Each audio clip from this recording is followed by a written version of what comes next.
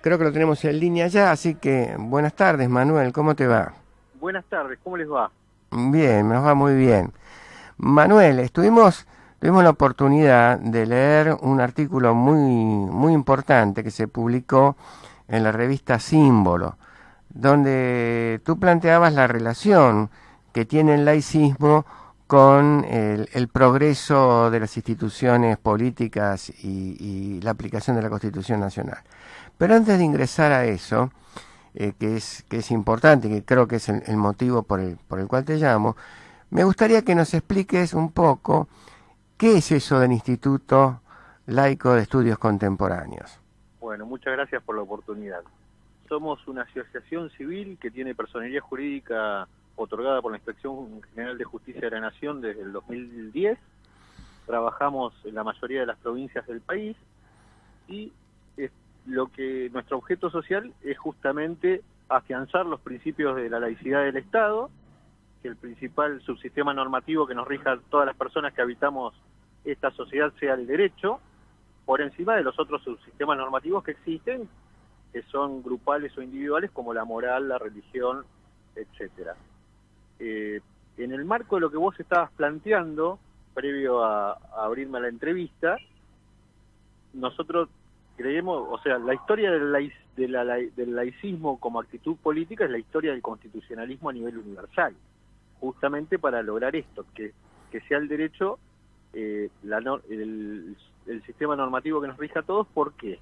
Porque el derecho se construye a través de las instituciones que se establecen en una Constitución Nacional, en un pacto de ciudadanía, y no viene impuesto por principios dogmáticos a través de justamente creencias religiosas o morales. Sí, Sobre esto ha escrito bastante y muy bien en su obra de 2007 Luigi Ferraioli, ¿verdad? sí, sí, sí, sí. Que es uno de los grandes filósofos del derecho actuales. Y bueno, sobre esa base trabajamos nosotros, sobre esa base doctrinaria sobre todo. Eh, Y hemos realizado bastantes actividades, las más notorias han sido, bueno, los amparos presentados en la provincia de Salta y de Tucumán por la cuestión de la educación religiosa en las escuelas públicas de manera obligatoria, sí. ¿verdad?, en ambas provincias. Y estamos haciendo algo parecido ahora en Catamarca, donde la legislación vigente es laica, sin embargo se observan algunas prácticas religiosas en escuelas públicas que están siendo denunciadas, ¿verdad? Eh, yo leí en tu artículo que hay una actitud que ya no es reaccionaria, o sea, tratar de evitar que avance la laicización del Estado, secularización del Estado, sino que ya es retrógrado, o sea, se intenta anular derechos que tienen que ver con la situación de la mujer, el divorcio, y la educación, y volver a periodos que ya han pasado, o sea que es un intento de volver atrás. Sí, Eh, sí. ¿Podrías explicarnos un poquito cómo es esto?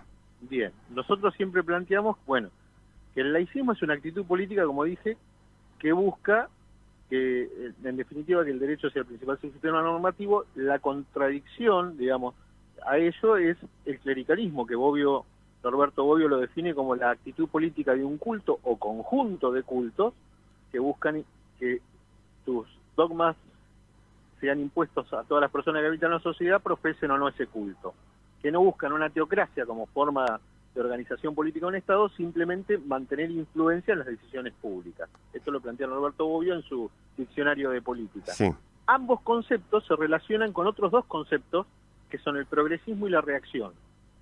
Progresismo, la actitud política que busca una ampliación de derechos, el reconocimiento de nuevos derechos en el ordenamiento, y la reacción que busca reacciona contra ese progresismo en busca de mantener el status quo.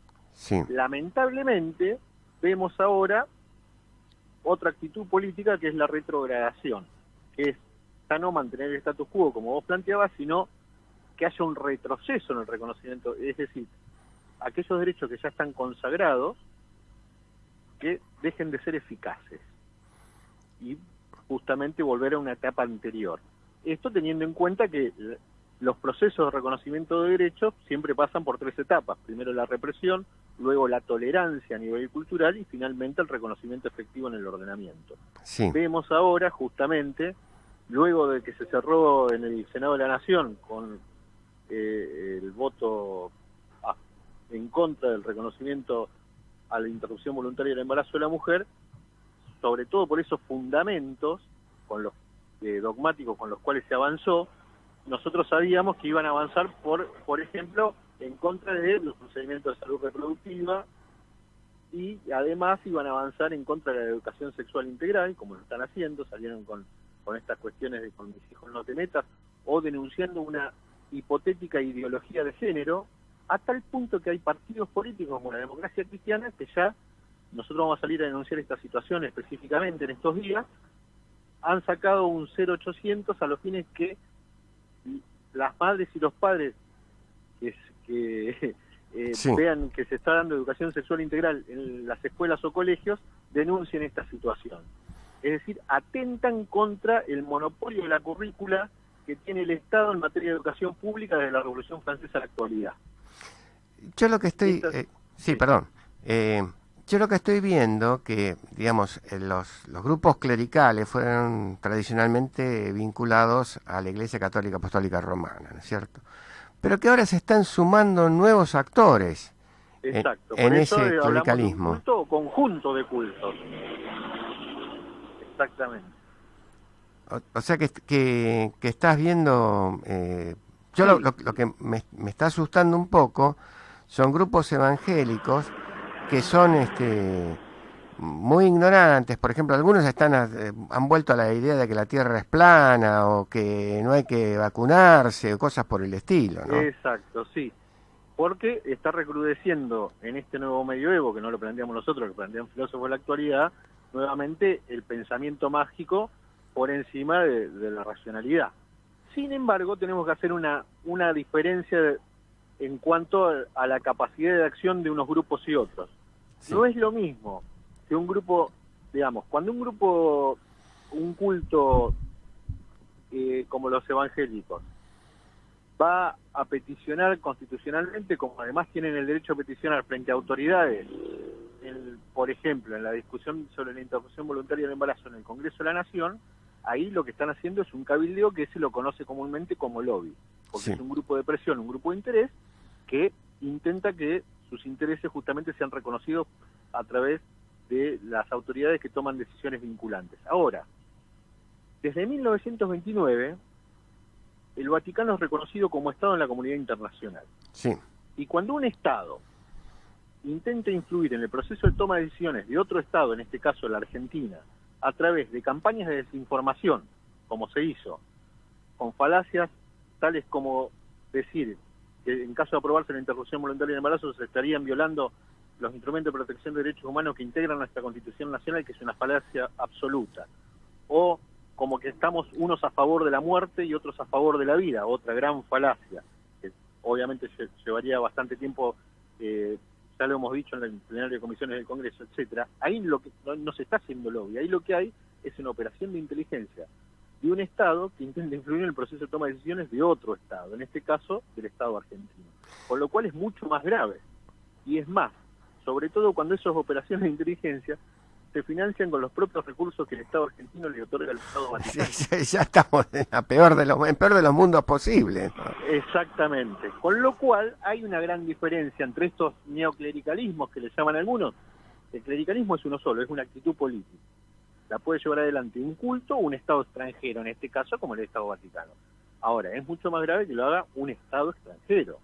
Imagínense qué sería si el presidente del Senado o el presidente de la Cámara de Diputados de la Nación fuera a preguntarle a Trump qué hace sobre un proyecto sobre el presupuesto aprobarse en la República Argentina. Sería un escándalo mediático. Ahora, que Julián Domínguez, cuando fue presidente de la Cámara de Diputados de la Nación, fuera a preguntarle a Jorge Bergoglio, como jefe de Estado Vaticano, cómo aprobar el Código Civil y Comercial de la Nación que rige nuestras vidas cotidianamente, no fue un escándalo. Y se aprobó como quiso el Papa. O que Michetti fuera a preguntarle lo mismo a ver qué hacía con la interrupción voluntaria del embarazo, siendo vicepresidente de la Nación y presidente del Senado. Tampoco fue un escándalo. Eso nos llama la atención a nosotros. O que Vidal haya viajado también para eso, ¿no? exacto, no se toma verdadera dimensión de lo que ocurre específicamente con el Vaticano. Con lo demás sí se toma dimensión y se actúa, por ejemplo, en la provincia de Santa Fe, en el 2017 perdió el Estado parlamentario el proyecto de adhesión de esa provincia a la Ley Nacional de Educación Sexual Integral. El lobby lo hicieron los evangélicos de esa provincia y nosotros estuvimos en Santa Fe justamente para esos días y fueron bastante agresivos, digamos, para con nosotros en algunas circunstancias. Sí. Pero eso fue lo que planteabas vos, estos nuevos clericalismos, estos nuevos grupos que ejercen el clericalismo, y es mucho más grave que amenacen de muerte a hijas de diputadas y diputados nacionales desde un Estado extranjero, como sucedió en alguna provincia del interior, o que por darse una jornada de educación sexual integral en Mendoza en 2017, un párroco católico de esa provincia llamara a las familias a alzarse en armas para defender la familia tradicional en la Argentina. Esto también sucedió, está en los medios. Sí, sí, sí. Por eso digo que existen, son nuevas manifestaciones, sobre todo financiadas, sabemos que en Brasil han tenido estos grupos evangelistas, logran representación parlamentaria y demás, y con lo cual logran recursos para sus operaciones, pero no son un Estado extranjero. Son nuevos actores que son transnacionales también, pero no son un Estado extranjero reconocido como el caso Vaticano. Que en la Argentina lo sufrimos más, obviamente, por la injerencia que el mismo Bergoglio intenta tener, aún en las internas de un sector político. No nos olvidemos que hubo una interna para la candidatura a gobernador de la provincia de Buenos Aires, donde había un candidato del entonces presidente de la Nación y había un candidato de Jorge Bergoglio, que eran Aníbal Fernández contra Julián Domínguez. Exactamente, lo recuerdo perfectamente. Bien. Esas son las situaciones que estamos tratando de delimitar y volver a lo que fue este país cuando la democracia se consolidó en la década del 80 del siglo XX o en la década del 80 del siglo XIX, cuando se organiza institucionalmente el país luego la batalla de Caseros, digamos, ¿no? Cuando comienzan las 4 leyes fundamentales para una república, para un Estado de Derecho, que fue justamente la modernidad, porque recordemos que durante el medioevo la Iglesia Católica tenía en todo lo que era la cultura occidental el monopolio de la anotación de nacimiento, de defunciones, la licencia docente y los matrimonios. Con el registro civil en la Argentina eso se termina, con el cementerio público también, con la ley 1420 también, y bueno, después vino la reforma universitaria para ampliar más derechos y demás. Bueno, eso es lo que quiere recuperar el Estado Vaticano, que en la década del 30 del siglo XX quiso instaurar a nivel universal el corporativismo de Estado, que tiene 3 características: partido político único, representación funcional, ya no una persona no vale un voto, sino que es el sindicato. Exactamente, y unicidad sindical, un sindicato único grande. Bien. Y bueno, si vemos el movimiento obrero mayoritario en la Argentina, que intentó mantener la unicidad sindical, y los vínculos que tiene todavía con el Estado Vaticano son obvios. Es decir que Argentina no lucha por ser un Estado laico, porque como bien dice Ferraioli, todo Estado constitucional de derecho es un Estado laico. Lo que busca es separar realmente la Iglesia del Estado. Tenemos el artículo 2 de la Constitución Nacional, pero que debiera ser reglamentado, por ejemplo. ¿Por qué? Por la ubicación que tiene en la Constitución Nacional, Declaración de Derecho de Garantía, debe ser reglamentado. Y entonces el Congreso debe decirnos qué entiende por culto y qué entiende por sostenimiento. No puede ser que, por ejemplo, en marzo, en Catamarca, hubo una condonación millonaria de deuda en energía, no solamente a templos, sino a un montón de otras organizaciones de la Iglesia, que se supieron con la emisión de bonos provinciales. Eso no está en el marco del artículo 2, me parece. No, más bien que no. O las subvenciones a colegios privados, tampoco está en el marco del artículo. O las asignaciones que cobran obispos y otros clérigos, que sabemos que la normativa viene de la última dictadura militar.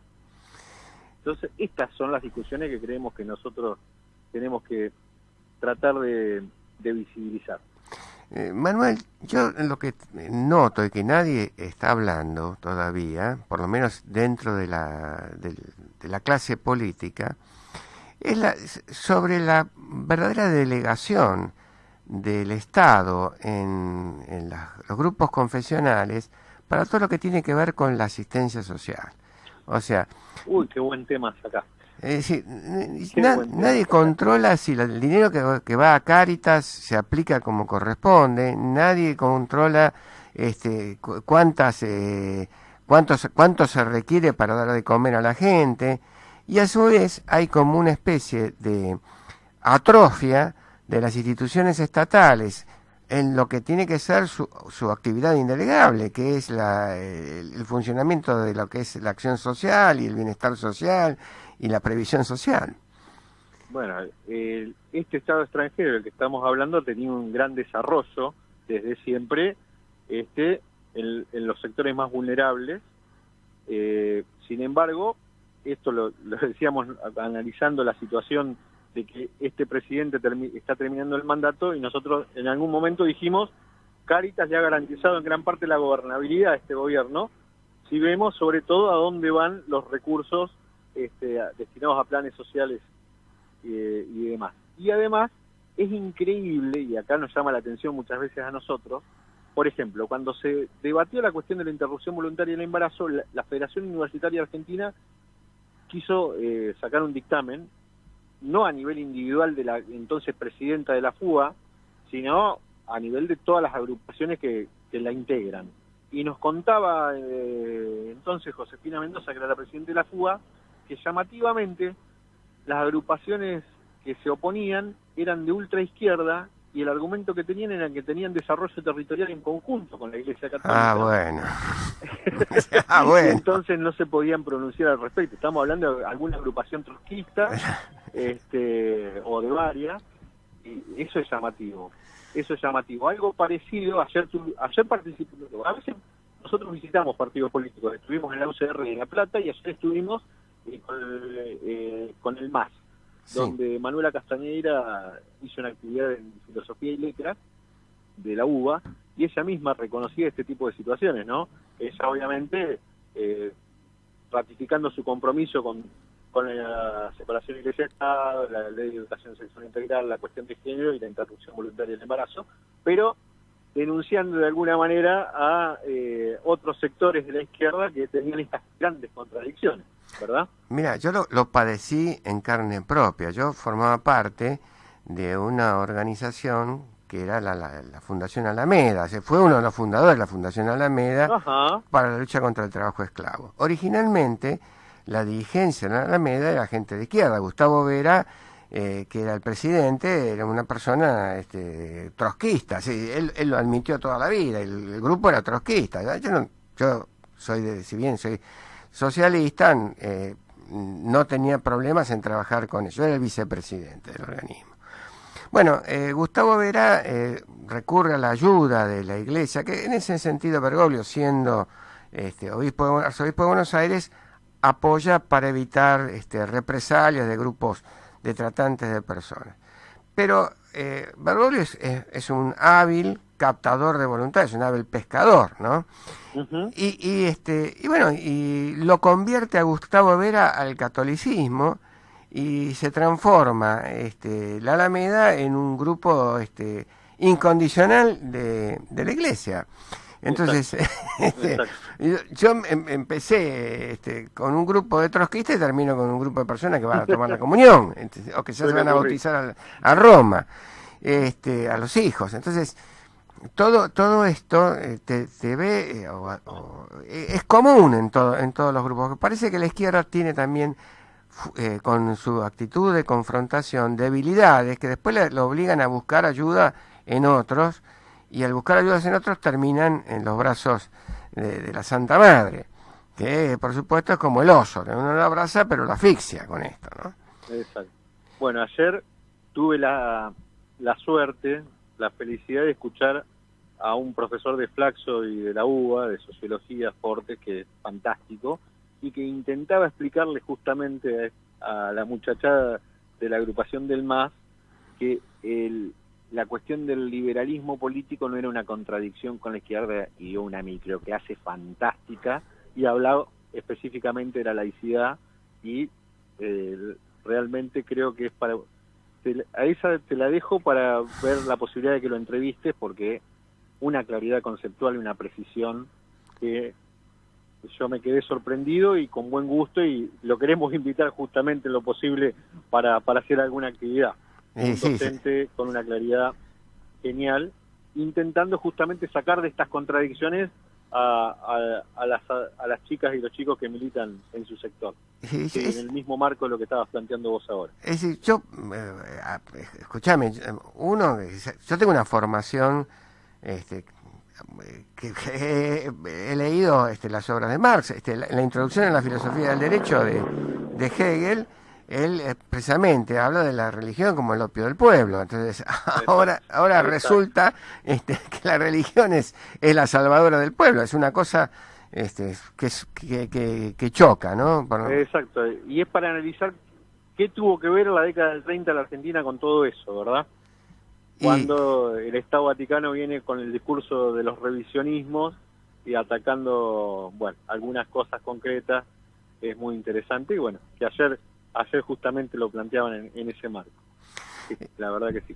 Te voy a hacer dos preguntas más, porque ya te estoy abusando de tu paciencia. Vos trabajaste con el tema del caso Castillo, que fue la cuestión de Salta.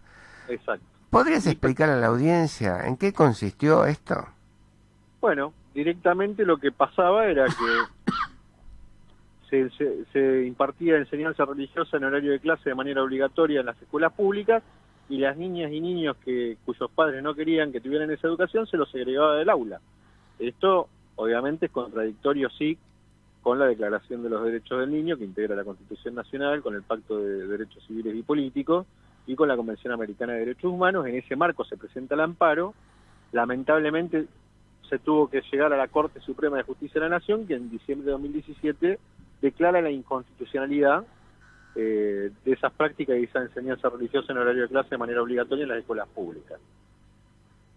Y acá es bueno hacer esta aclaración. El laicismo no es ateísmo. Al laicismo no le importa qué pasa en el fuero íntimo de cada persona.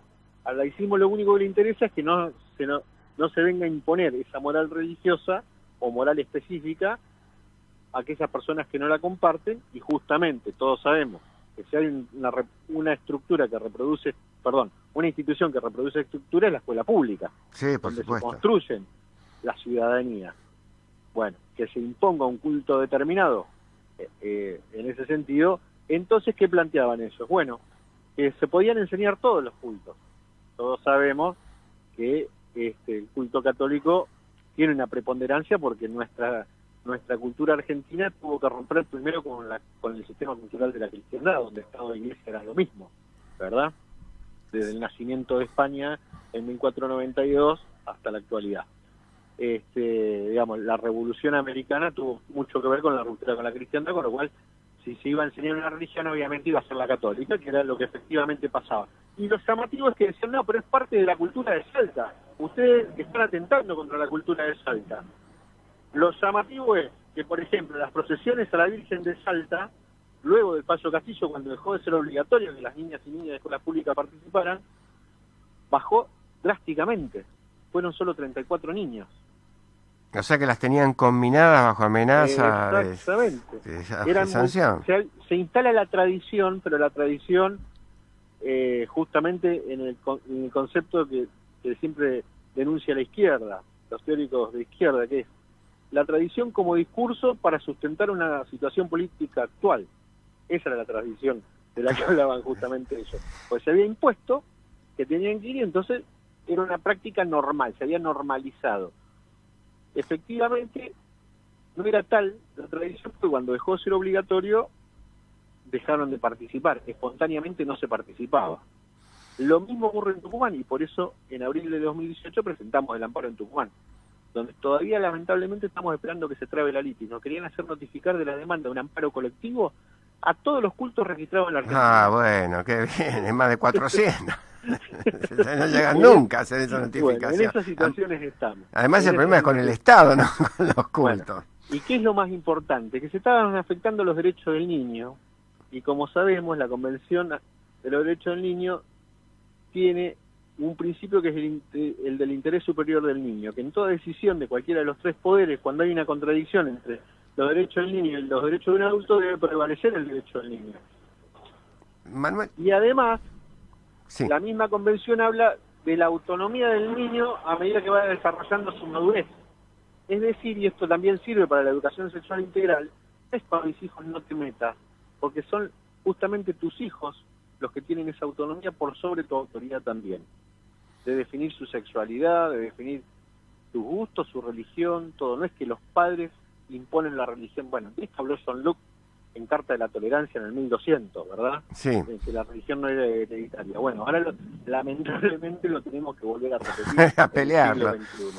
en el siglo XXI. Te voy a hacer la última pregunta, que creo que es ayudar un poco también a responder la conversación, los interrogantes de la doctora Magrini, que hoy no está porque estaba paseando por Turquía.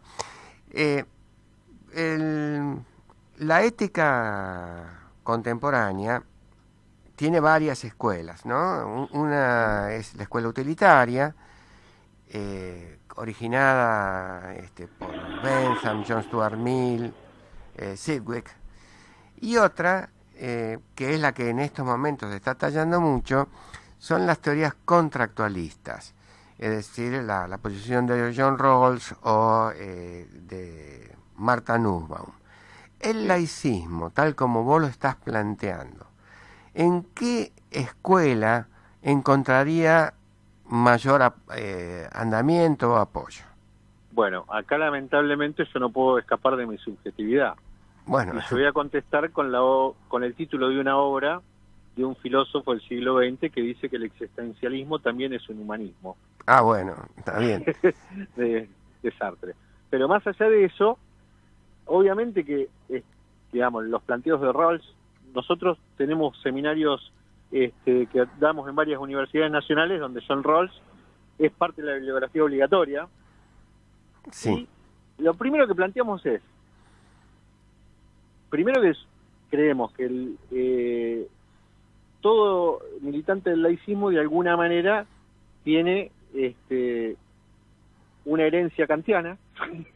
Bueno, ya es una buena ética. Exacto. Donde, bueno, Kant hablaba justamente de qué es lo que nos interesa, si las acciones externas o lo que pasa en el fuero íntimo de cada persona. Obviamente decía que la norma tenía que ir a la cuestión de las acciones externas, porque morales hay tantas como las personas, y por eso la cuestión del imperativo categórico. No vamos a dar una microclase sobre Kant ahora. Sí. Ahora también lo que pasó es que a nivel jurídico, que es lo que nos interesa, porque el discurso jurídico es el discurso del poder en la actualidad, es que nosotros no creemos que haya un derecho natural ni de base religiosa ni de base moral. Sí. Que sí, como nos dice Ferrarioli, hay una axiología que surge de los textos constitucionales, donde hay principios, donde en teoría, o aunque sea formalmente, una sociedad se pone de acuerdo de cuáles van a ser los principios de este proyecto de vida que le ofrece el resto de las personas, porque una constitución es eso, es un proyecto de vida que se ofrece. Acá vamos a vivir dentro de estos marcos, y por eso está esta constitución. No cabe ahí tampoco un derecho natural fundado en la moral. Con lo cual, a Kant también medio como que se lo intenta superar un poquito a nivel discurso jurídico. Sí. ¿Verdad? Los principios van a ser los que surjan de este acuerdo político que es la Constitución. En ese marco. Ahora, eso a nivel jurídico. A nivel cultural, la fase dinámica de la cultura, sabemos que cotidianamente se están debatiendo este conjunto de símbolos, valores y normas e identidades. Bueno, ¿qué tiene que hacer el Estado frente a eso? Que es el que de alguna manera monopoliza el poder. Tratar de mantener las libertades que nos plantea Rawls, de alguna manera, ¿verdad? Sí. Obviamente hablamos de libertades porque Rawls en la década del 70 en Estados Unidos, si llegaba a hablar de igualdad, iban a pasar algunas cosas también, ¿no? Sí. Pero bien, de estas cuestiones, y lo que sí me gusta, de lo que siempre hablamos en el seminario o en Teoría General del Derecho, lo importante que hace Rawls, casi siempre la reconfiguración de términos vino por parte de la Iglesia para llevar los términos a su conveniencia. Rawls agarró el concepto de equidad y lo llevó para donde nos gusta a los laicos, digamos. Sí. Eso también lo vemos como muy interesante,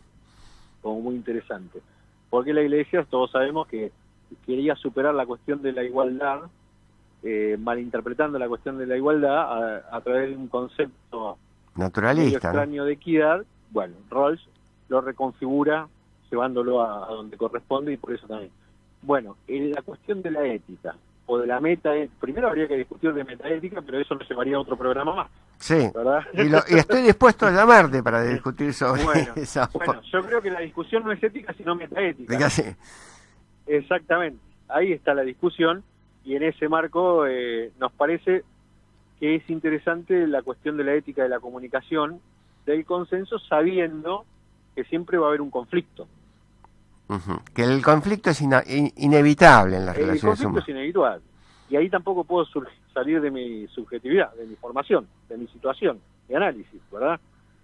Yo fui educado de alguna manera en el marco del conflictivismo, sí. Así que no puedo salir de esa situación, pero la verdad es que en esta faz dinámica de la cultura, hablando en la política en sentido lato, el conflicto existe y es ineludible porque somos animales políticos y vamos a querer influir sobre la otra persona de una u otra manera. Bueno, el tema es cómo los dirimimos. Con alteridad, Hannah Arendt, con mixofilia, Zygmunt Bauman, o con mixofobia. Ahí está el tema. Bueno, ese es el gran problema. Manuel, te agradezco mucho el tiempo que nos has destinado. Te voy a volver a llamar nuevamente. Creo que esto es una cuestión en la cual se está jugando en gran manera el destino de la República Argentina. Sí, absolutamente. Yo he visto en el caso Castillo que el voto de Rosati es un voto complicado en esto, ¿no? Sí. Y que la posición del gobierno de Salta, que es uno de los personajes de la política argentina importantes, también es bastante complicado. Bueno, en Salta, en el año 2002, un juez en lo civil de primera instancia, por un daños y perjuicio donde una mujer atropella a una niña y la mata con el auto, no condenó, no la hizo responsable a la mujer porque dijo que era un castigo divino porque los padres de la niña estaban divorciados. O sea, estamos en ese nivel de locura. Sí, es ya cosas de la Edad Media, ¿no? Eso en una sentencia de primera instancia firmada por un juez. Y nadie pensó en destituirlo al juez, ¿no? La verdad que no sé cuál fue la suerte del juez. Bueno. Lo que sé es que desapareció de internet la sentencia. Bueno, vamos a tratar de trabajar sobre esto en lo que resta del año. Manuel, te agradezco mucho. No, yo te agradezco a vos porque la verdad que estos planteos no se encuentran en todos los medios. Realmente te agradezco por la posibilidad y por la vara que nos pones al hablar de esta cuestión. Bueno, gracias. Hasta luego, Manuel. Hasta luego.